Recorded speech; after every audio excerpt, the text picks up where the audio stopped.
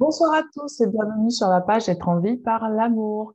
Ce soir, je fais une vidéo, une très courte vidéo sur la peur de l'anéantissement et la relation qu'on peut faire dans la blessure de rejet avec la peur de l'anéantissement, la peur de ne plus exister, donc, et l'addiction aux émotions.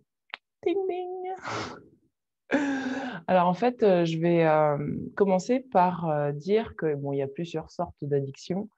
Mais il y en a une, et je vais parler plus spécifiquement pour ceux qui connaissent l'énéagramme, le modèle numéro 4 de l'énéagramme, qui fonctionne beaucoup par l'émotionnel.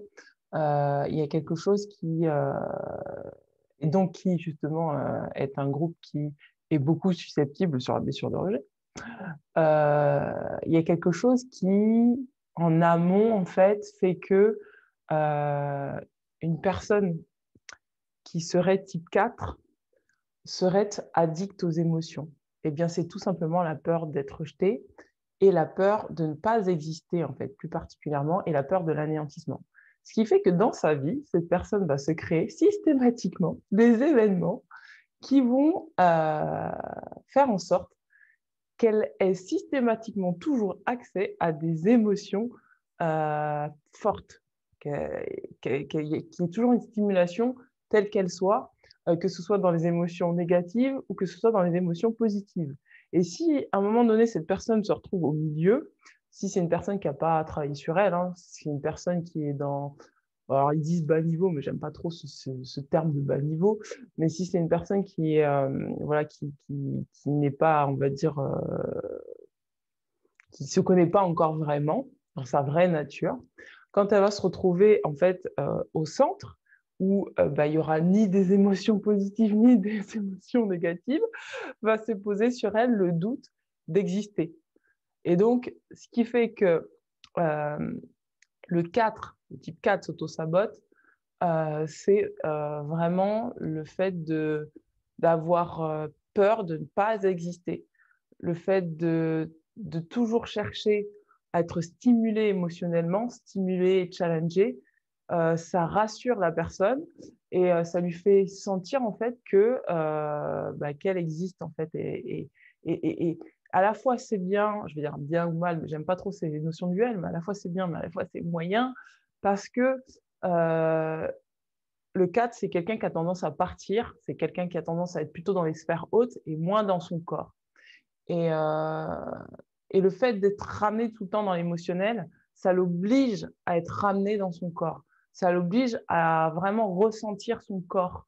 Et, et quand le 4 arrive à un certain niveau et qu'il a géré son émotionnel et qu'il sait maîtriser son émotionnel et qu'il arrive dans une phase de vie où c'est très calme, où il n'y a pas de surstimulation, où il ne se crée plus d'auto-sabotage, eh bien, revient en amont, c'est un petit test, la blessure de rejet, la blessure de la peur de mourir, enfin, ce n'est pas une blessure, mais la peur de mourir, la peur de l'anéantissement, parce que comme son système de référence jusque-là a été le fait de se sentir en vie par l'émotionnel, là, il n'y a plus d'autres systèmes de référence si il n'y a plus d'autres systèmes de référence, surtout s'il est autonome, si voilà, il n'a pas besoin de l'extérieur pour le stimuler, eh bien, va se poser la question bah, de savoir est-ce que j'existe vraiment si je ne ressens plus d'émotions et si, en tout cas perturbantes, hein, parce qu'on ressent toujours des émotions, mais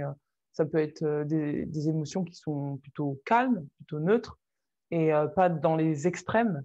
Et donc, la question se pose, est-ce que j'existe réellement euh, quand bien tout est calme et plat? Et donc, le moyen pour pouvoir dépasser ça, eh bien, c'est d'accepter tout simplement d'être dans le calme et la sérénité et de dire que tout va bien et de dire que voilà, tout va bien et qu'il n'y a pas besoin de se poser plus de questions que ça. Voilà. Alors, je vous invite à aller voir bah, ce que c'est que l'énéagramme. À l'époque, j'avais fait une formation avec Christophe Itier. Et là, ce week-end, bah, j'ai rencontré un autre formateur qui faisait l'énéagramme, Thierry Redon, et justement qui travaillait sur le qui suis-je, avec un super atelier. Il nous a fait un super atelier, etc. Et donc, du coup, ça m'a amené à réfléchir sur pas mal de choses, puisque je suis type 4 de l'énéagramme. Donc voilà, je vous embrasse bien fort. Belle soirée. Ciao, ciao.